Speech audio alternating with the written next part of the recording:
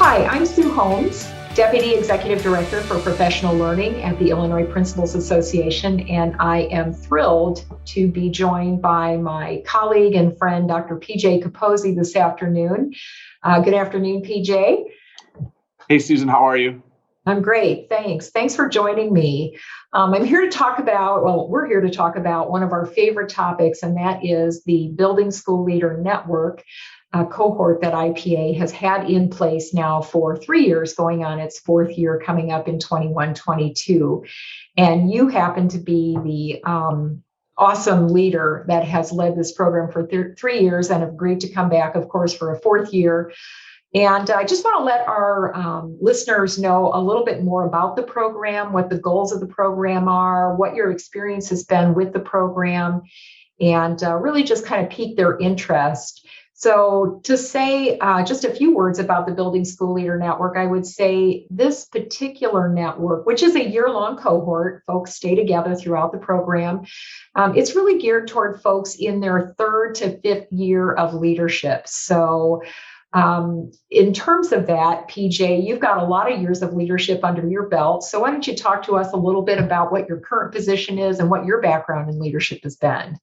Sure. I'm in my 8th year as superintendent in Meridian 223. In Illinois, we have 3 meridians. So we're the one in the northwest part of the state, just south of Rockford. Prior to that, I was a principal at Oregon High School. And before that, I was in Rockford as assistant principal in Chicago Public Schools as a teacher. And I grew up in the suburbs. So I like to think that I've got a well-rounded experience of both urban, suburban, inner city, and now small town, rural. Yeah, I love your complexity of experiences. For example, I think, that's why you bring so much to this particular program, is that you have had experience in all these different aspects of leadership and of course, learn as you go along the way from others that are joining us in these programs. In addition to being a current school superintendent, you're a bit of a well-known national keynote speaker and a pretty prolific author. In fact, for our little discussion today, I downloaded a list of 8 of your books. So I'm going to just throw those out. Making Evaluation Meaningful, Building a Culture of Support, Fully Charged, Manage Your Time, or Time Will Manage You. That's one that you do an Administrator Academy for us on. Fully Charged Systems, your newest book, I believe, with Mike Lubefeld and Nick Polyak, The Unfinished Leader, Student Voice, and Teach Smart with Todd Whitaker. So just have had, it's our good pleasure to be able to bring someone like you to our school leaders and help develop their leadership capacity. And so many of the topics that you've written about really speak to my heart as a former district leader, as well as I'm sure speak to folks that are that have been part of your program and will be in the future. So let's talk a little bit about the Building School Leader Network and tell us really what your general goals are for the year.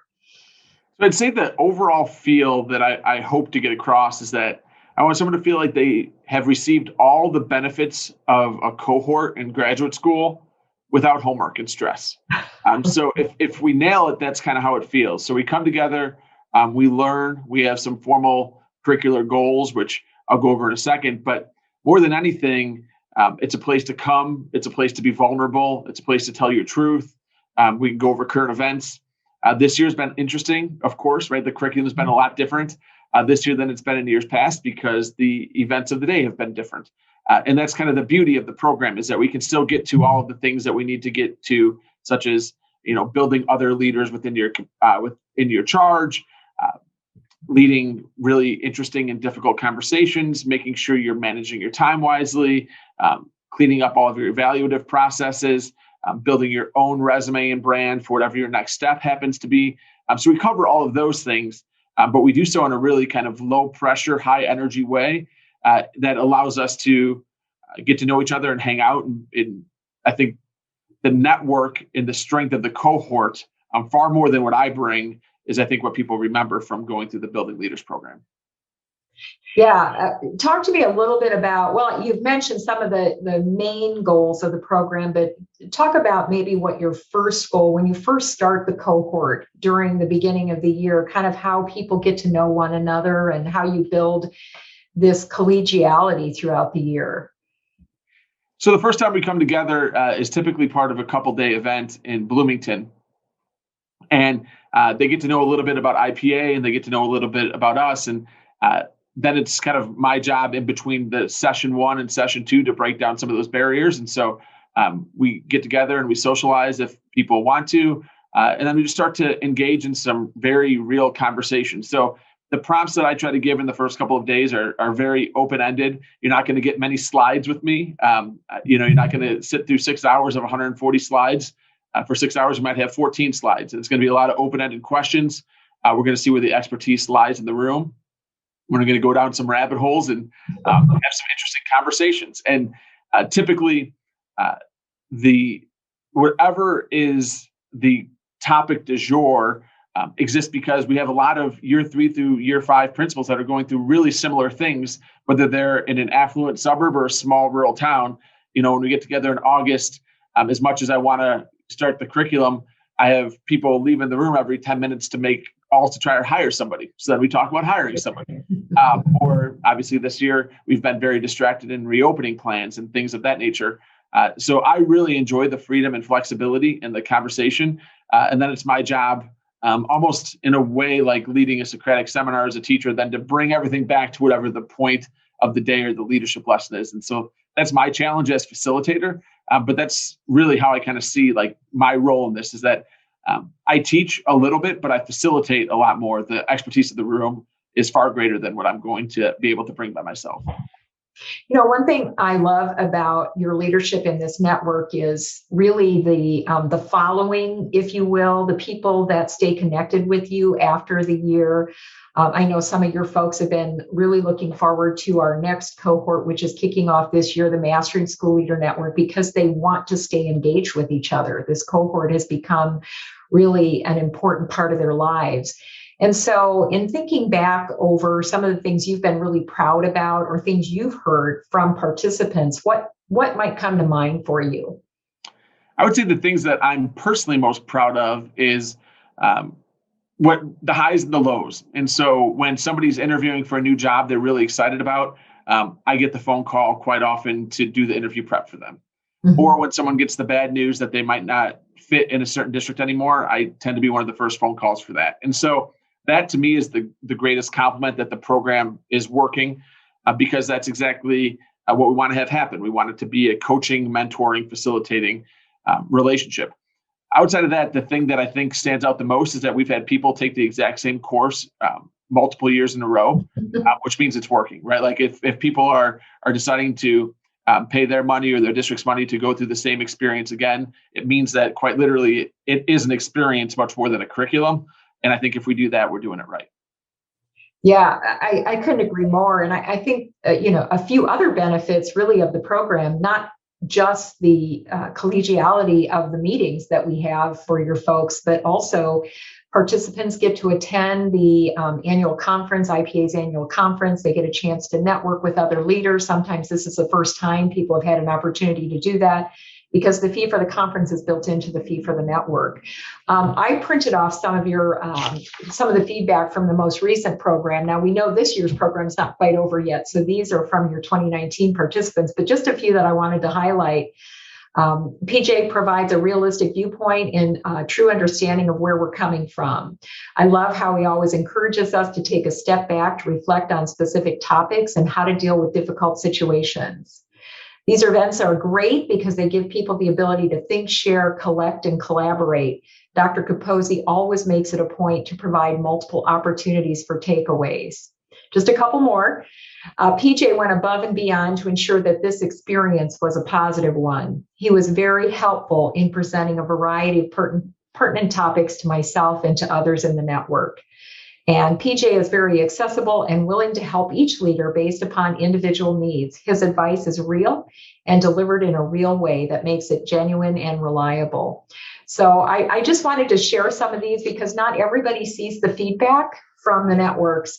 Obviously, you see that and I see that, and we're just thrilled with that kind of feedback. I know in the 2019 school year, you got 4s across the board, which 4 is the highest level of, of score. And so just, again, doing a terrific job for our school leaders, helping us to build them up.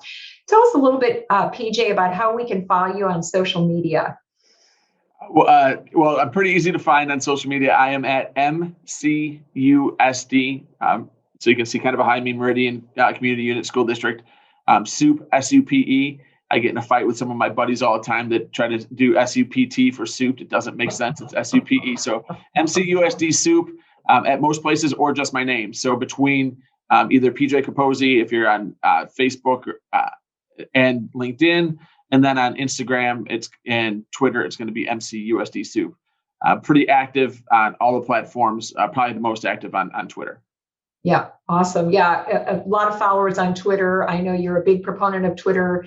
You teach some of that through another academy for us, so we're just really grateful. And you have a lot of folks that have been part of your program, certainly following you, tweeting out during the program dates, etc.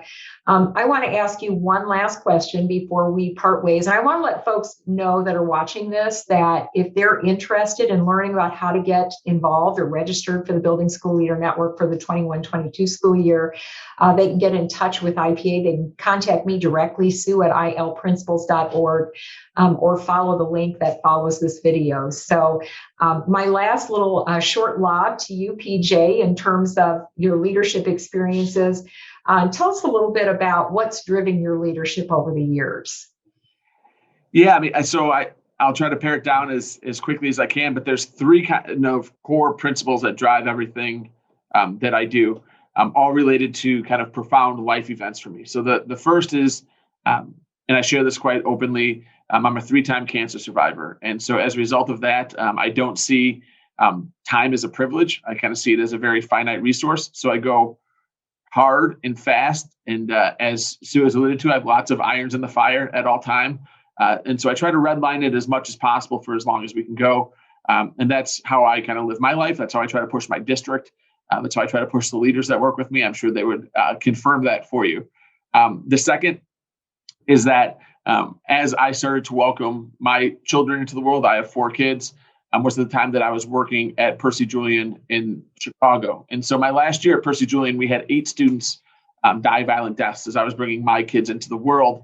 And I just saw this dramatic juxtaposition between the students I serve versus my kids that were coming into the world. And so I kind of see it as an imperative as a leader to do what we can to serve those traditionally underserved and to understand that every decision we make is an equity decision. So we're either perpetuating inequity or bridging equity gaps. And then the third thing is that as a principal, I was hired at 27. I took over at 28. And my first year was miserable. I struggled a lot. And the reason I struggled is because my philosophy was that I could outwork and outread anyone. And I didn't really take into account that this was a human business and that I had to actually move people. I couldn't just institute programs and policies. And so with that relatively profound failure in my first year, thankfully, I was retained in the position. I was able to grow. But I've realized that this is a people business and that the only way forward is by trying to influence and impact human behavior. I'm not instituting the best possible program. And so those 3 things define who I am. One of the sayings I say all the time is I bring all of me wherever I go. So the need to understand that, time is a finite resource and we need to live a life of passion and purpose. And that all of us have, I believe, a moral imperative to try to figure out how we can bridge some of these equity gaps. And that if we're going to do any type of good work in this world through leadership, not just in education, it's understanding that this is a people business, not a program and policy business. Well, you, my friend, have just summed up what an awesome leader is, what an awesome leader you are. And first of all, let me say on behalf of principals throughout the state of Illinois, as well as educators everywhere, how much gratitude we have for you making a difference. I mean, you make a difference in the lives of people every single day, personally and professionally, make a difference in the lives of your family, and you're an inspiration. And thank you. Thank you so much. Thank you for joining me today and just talking briefly about this program. And we look forward to having some folks in the Building School Leader Network in 21-22 and look forward to their experience as well. So thank you so very much, PJ. Thank you very much, Sue. And as long as you said all those nice things about me, I try to say this as much as possible. People inside Illinois, I think sometimes don't understand how great they have it with the professional organizations, with IPA standing at the top of that list. So thank you for all that you guys do to support educators in our state as well. Thank you so much. Have a great day. Thank you.